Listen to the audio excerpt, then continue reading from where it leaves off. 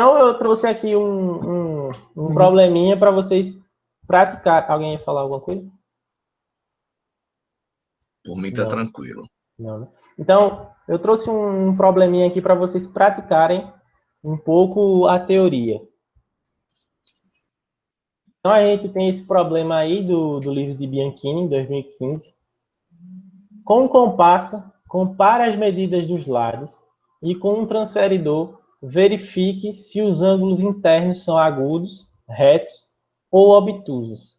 Em seguida, classifique cada triângulo quanto aos lados e aos ângulos. Eu quero que vocês interpretem essa questão e construam para mim a organização matemática dela. Qual é a teoria, qual é a técnica que eu vou empregar, qual é a tecnologia que justifica essa técnica e qual é a teoria que está por trás. Vocês podem fazer isso aí?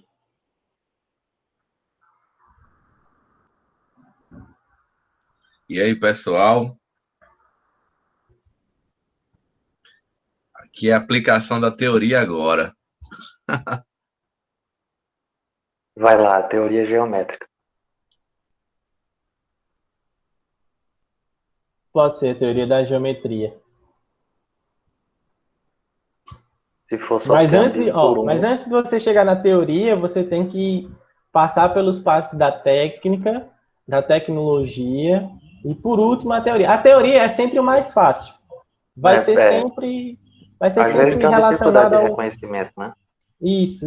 Você vai sempre relacionar o conceito que você está trabalhando. Então, a teoria ela é mais simples. Como eu abri o bico primeiro, eu tinha que ser esperto, né?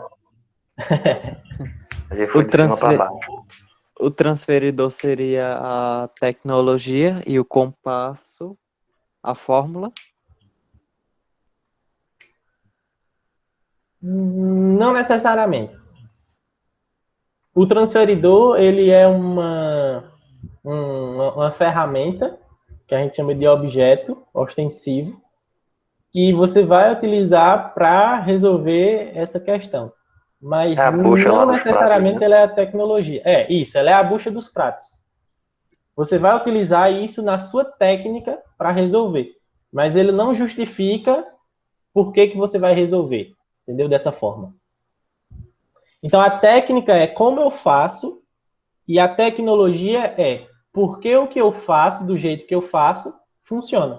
É basicamente isso.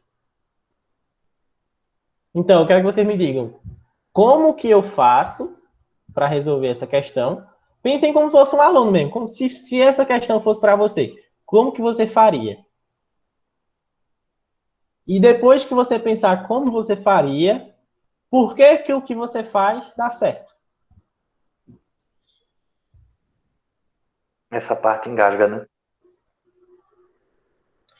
Veja, essa questão ela tá bem simples. Porque o autor do livro, ele está dizendo, com um compasso, compara as medidas dos lados e com um transferidor, verifique se os ângulos internos são agudos, retos ou obtusos. Então, essas primeiras 3 linhas do enunciado são as técnicas que o aluno vai desenvolver com o aluno, o que o professor vai desenvolver com o aluno, ou que a questão do livro vai desenvolver com o aluno. Então, o autor ele já está dando a técnica, ele já está mostrando como que o aluno deve fazer para resolver a questão. Então, como é que eu sei que isso funciona? Porque quando a gente vai lá para os elementos paramatemáticos, a gente sabe que quando a gente utiliza um compasso ou quando a gente utiliza um transferidor, eles nos dizem se, através de manipulações, se esse triângulo ele tem ângulos agudos, retos ou obtusos. Então, essa questão aí, ela está na cara. Geralmente, quando a gente está, como eu trabalho com análise de livro didático, trabalhei por muito tempo, trabalhando ainda, geralmente os autores de livro didático, eles trabalham a técnica, eles não deixam para o professor muito espaço para trabalhar a técnica, eles já chegam já colocando na frente do aluno o que é que ele tem que fazer, como que ele tem que fazer. Geralmente é assim. Então, quando a gente observa esse tipo de questão ele é bem comum de aparecer nos livros didáticos. Você Então, pode falar um pouco sobre a tecnologia? Sobre por que bom, a técnica dá certo? Nesse por que que caso essa aí. técnica nesse caso aqui dá certo? Sim. Existe Porque um... quando tu falou pra gente descrever cada um dos 3 passos, eu achei que a mais complicada seria essa. geralmente a mais complicada é você justificar como que isso aí funciona. Mas como eu falei, lembra lá dos objetos paramatemáticos? São os objetos que a gente usa para estudar matemática. Se a gente pegar um compasso, por exemplo, Oi, existe um... Epaminondas, Oi. essa questão da tecnologia aí nessa questão, seria entender a questão a questão do triângulo, né? O aluno entender Isso. que ele pode ser equilátero, isósceles, Isso. né? Isso. E a questão dos ângulos, ele tem que entender a questão que o ângulo, ele pode ser a questão do triângulo, né? Que é o obtusângulo, o ocutângulo, essas coisas. Retângulo, obtusângulo e acutângulo. Né? Isso. Isso. A tecnologia, para ele justificar isso aí, seria o que ele vai utilizar desse conhecimento? Isso. Ele vai utilizar o compasso. Por que que o compasso funciona? Você tem que explicar por que que o compasso funciona. Existe... É porque eu não coloquei aqui, não me liguei de colocar. É até bom para uma próxima vez, quando eu for fazer essa palestra, eu lembrar de colocar essa demonstração. Existe... Geralmente, nos livros, eles trazem muito essa demonstração de triângulo isósceles, equilátero, com a construção dos compassos. Eles até ensinam o passo a passo, como o aluno ele vai construir cada tipo de triângulo utilizando o compasso. Então, eu não trouxe aqui um print do livro explicando como que ele vai fazer isso, mas geralmente o autor ele dá essas técnicas, ele já explica isso anteriormente para que o aluno consiga compreender e fazer. Ele não vai chegar do nada e dizer, olha, pega um compasso, pega um transferidor e encontre aí se esse triângulo ele é isósceles, equilátero, acutângulo, obtusângulo, retângulo. Então, geralmente o autor ele faz essa demonstração. Do mesmo jeito que ele demonstra uma fórmula, ele vai demonstrar essa forma de se desenhar figuras geométricas utilizando o compasso. Alguém aqui já viu essa demonstração? De como que eu construo um triângulo utilizando um compasso? Se vi, não lembro. Eu vou ficar devendo isso para vocês, então me desculpem aí. Mas é simples. Você vai pegar, vai fazer um ponto no centro de onde você quer construir a figura e você vai fazer semicírculos. E nesses semicírculos você vai ligando os lados. E de acordo com as medidas desses semicírculos do compasso, você vai conseguir identificar que a medida do lado esquerdo é igual à do lado direito, que a base é maior, então esse triângulo ele é isósceles. É basicamente isso. E com o transferidor é mais simples ainda. Você vai observar a medida do ângulo que você vai encontrar lá no transferidor. Se ele for um ângulo menor do que 90 graus, então ele é acutângulo. Se ele for 90 graus, é retângulo. Se for acima, ele é obtuso.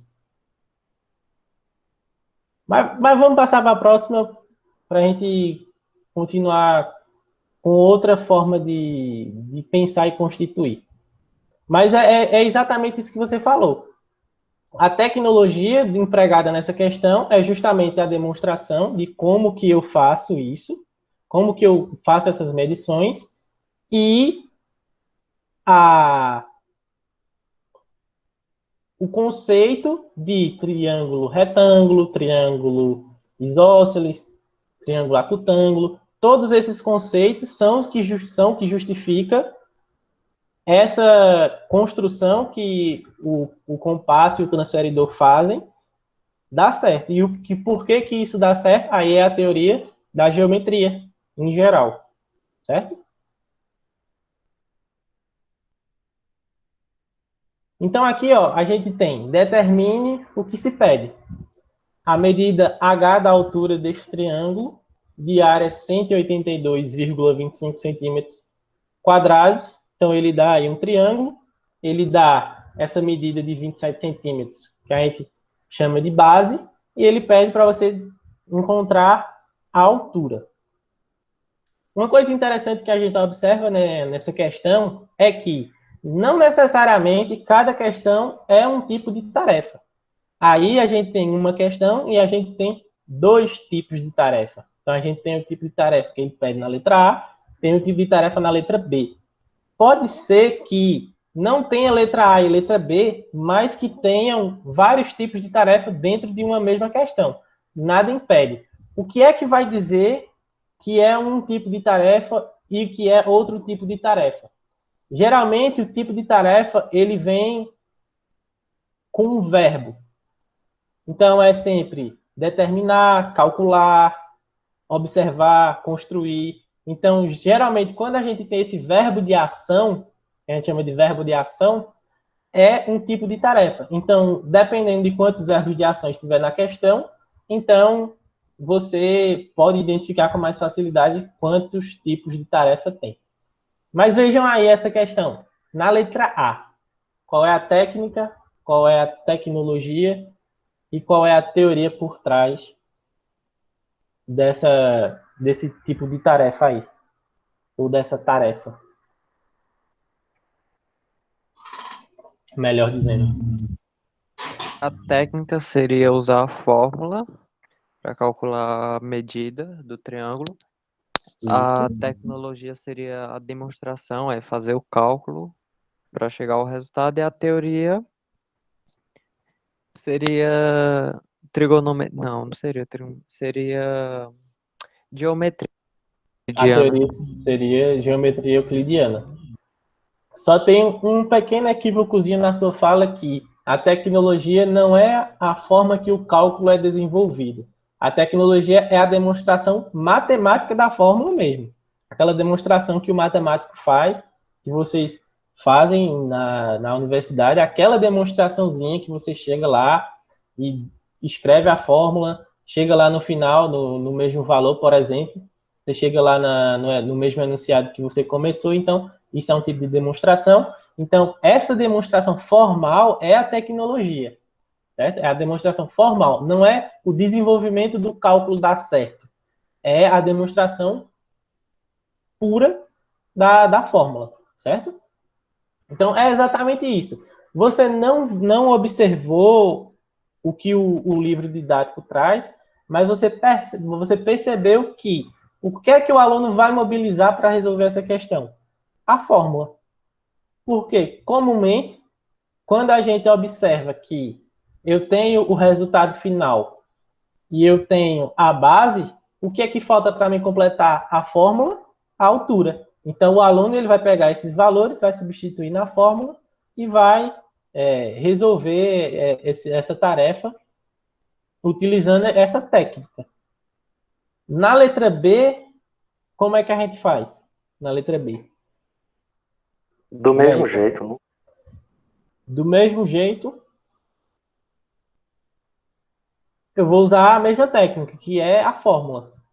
Só que aí eu vou mobilizar ela de uma forma diferente. Então, o autor ele trocou que agora eu tenho a altura e não tenho a base. Então, é comum esse tipo de alteração. Só que esse tipo de questão, falando do conceito de área, mais especificamente aí do conceito de área de triângulos, esse tipo de questão ele não contribui para que o aluno desenvolva o conceito de área propriamente dito. Por quê? O que é que o aluno está mobilizando de área?